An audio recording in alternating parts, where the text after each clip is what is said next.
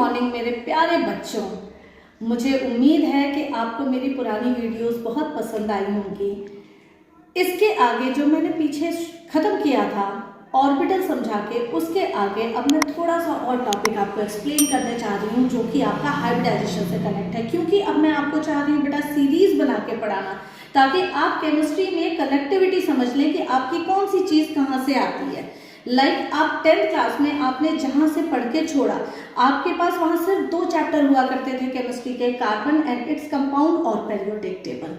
Carbon its compound में आपने बेटा रिएक्शंस करनी सीख ली, जो कि आप 9th क्लास से उस चीज़ को परफॉर्मेंस वाइज सीखते हुए चले आ रहे थे। अब उसके बाद आपका नेक्स्ट स्टेप में जब आपने कार्बन इट्स कंपाउंड में आपने IUPAC नॉमेनक्लेचर के साथ साथ आपने एटम्स को डिफाइन करना सीख लिया। एटम का एक्सप्लेनेशन किसने किया, एटम को किसने उसकी एक्चुअल शेप बताई, ये सब चीज़ें आपने कार्बन कंपाउंड और पेरियोडिक टेबल के थ्रू सीखी। क्योंकि पेरियोडिक टेबल आपका बेसिक है इनऑर्गेनिक केमिस्ट्री का, जिसमें आपको सारे एलिमेंट्स को सीरियल वाइज लगाने वाले सबसे पहले मेंडलीव सर थे।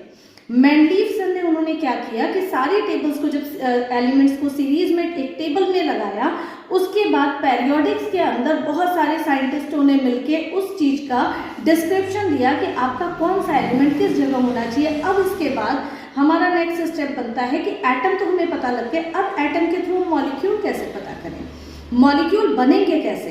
मॉलिक्यूल के लिए सबसे पहले आपको थ्योरी जो दी थी कि आपके ऑर्बिटल्स सबसे पहले आपको जानने जरूरी थे कि ऑर्बिटल्स होते क्या हैं। अब ऑर्बिटल्स आपके किसी भी सिंगल एटम का एक्सप्लेनेशन है। अब एटम को जब आपने ऑर्बिटल्स के थ्रू कर लिया, नाउ नेक्स्ट स्टेप आपका क्या आता है कि अब पहला स्टेप हाइब्रिडाइजेशन का 11th क्लास में, कि आपको ये पता लग जाए कि आपने मॉलिक्यूल बनाया कैसे। मॉलिक्यूल बनाने के लिए जैसे आपने देखा कि हाइब्रिडाइजेशन है क्या, हाइब्रिडाइजेशन। हाइब्रिड का मतलब ये होता है कि किसी भी 2 अलग अलग, अगर हम बायोलॉजिकली भी इसको समझें तो हम क्या समझेंगे कि कोई भी 2 ऐसी अनदर टाइप ऑफ स्पीसीज को हम क्या करेंगे, क्रॉस करा के हम कोई नई चीज़ बना लेते हैं। लेकिन केमिस्ट्री में थोड़ा सा चेंज हो जाता है बेटा कि आपका कोई भी दो ऑर्बिटल्स को या 2 से ज़्यादा ऑर्बिटल्स को अगर हम ज्वाइन करके सेम इक्विवेलेंट एनर्जी वाले एटम्स को ज्वाइन करके सेम इक्विवेलेंट एनर्जी वाले मॉलिक्यूल का फॉर्मेशन करते हैं, वो क्या कहलाता है आपका हाइब्रिडाइजेशन। हाइब्रिडाइजेशन के अब बेटा टाइप्स कितने होते हैं, क्योंकि ये एक रेगुलर ज्योमेट्री है।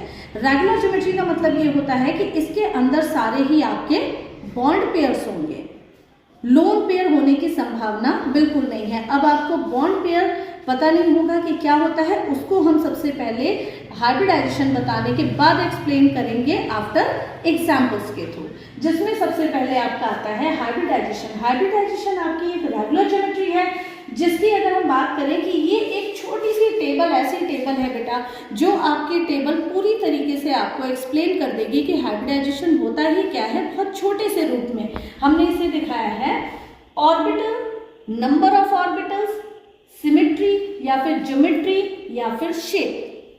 किसी भी ऑर्बिटल से अगर मॉलिक्यूल फॉर्म होता है तो हम उसकी शेप कैसे डिफाइन करेंगे, ये एक रेगुलर ज्योमेट्री के अंदर आता है कि अगर सपोज दैट आपके 2 ऑर्बिटल हैं तो 2 ऑर्बिटल आपके एक s और एक p ही होगा, क्योंकि सेम ऑर्बिटल आपके s और s कभी भी आपका मॉलिक्यूल का फॉर्मेशन नहीं करेगा। उसका कारण ये है कि मैंने अपनी पिछली वीडियो में बताया था कि s orbital spherical shape show करता है। स्फेरिकल मतलब आपका बिल्कुल राउंड गोल शेप शो करेगा। अब जब ये गोल शेप शो करेगा तो इसमें कोई भी एक्सिस पे फॉर्मेशन करने का मतलब नहीं बन पाता है, वो बना नहीं पाएगा कोई भी मॉलिक्यूल, जिसकी वजह से आपका s ऑर्बिटल सिंपली अकेले मिलके ऑर्बिटल को मॉलिक्यूल फॉर्म नहीं कर पाएगा, जिसकी वजह से आपका s और p लिया जाता है पहले स्टेप में। s p की जो शेप आती है बेटा वो होती है लीनियर। लीनियर का मतलब ये है आपका BeCl2 जो इसका एग्जाम्पल मैंने लिखा है, इसको मैंने डिस्क्राइब करके डायग्राम ड्रॉ करके दिखा दिया है। This is the basic concept of the chemistry and this is the total overall the basics of the hybridisation. Whenever it becomes in a shape, ये आपका दिखाता है आमने सामने, या तो आप हॉरिजॉन्टल रखिए इसको या चाहे आप वर्टिकल रख सकते हैं। दोनों कंडीशन में 180 डिग्री ही दिखाएगा आपका।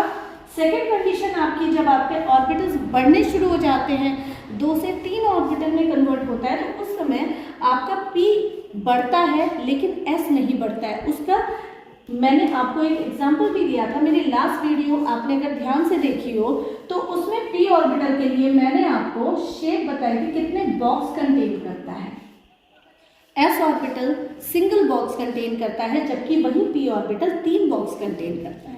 d ऑर्बिटल 5 बॉक्स कंटेन करता है और f ऑर्बिटल बहुत ज़्यादा यानी कि 7 बॉक्स कंटेन करने की वजह से मॉलिक्यूल का फॉर्मेशन प्रॉपर तरीके से नहीं कर पाता है, जिसकी वजह से आप यहाँ पे p ऑर्बिटल की अगर हम सिंपली बात करें तो p ऑर्बिटल एटलीस्ट कम से कम आपके जो इसकी शेप होती है x y y z और z x, p की शेप होती है 3 बॉक्स में फिल हो सकता है, जिसकी वजह से जब हम यहाँ पे नंबर ऑफ ऑर्बिटल 3 लेते हैं तो वो कन्वर्ट हो जाता है sp2 में।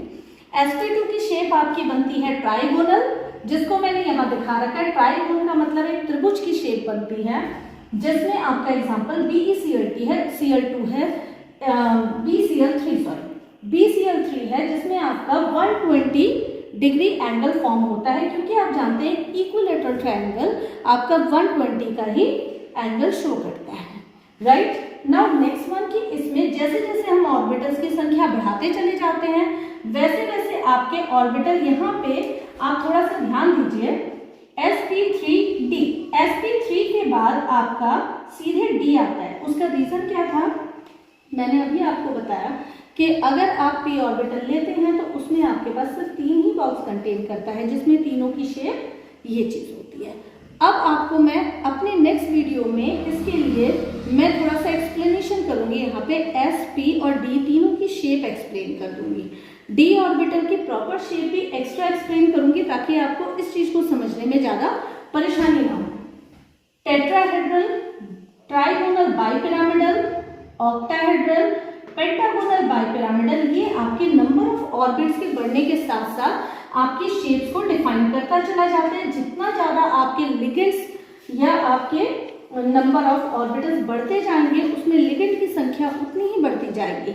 जो आपका यहाँ पे दिखाई दे रहा है, ये आपका सेंट्रल मेटल एटम और ये आपका लिगेंड शो होता है। जितना ज़्यादा नंबर ऑफ लिगेंड की संख्या आपकी बढ़ती चली जाएगी, उतनी ही ज़्यादा आपके बॉन्ड एंगल लेस होते चले जाएंगे। It is the inversely proportional to each other.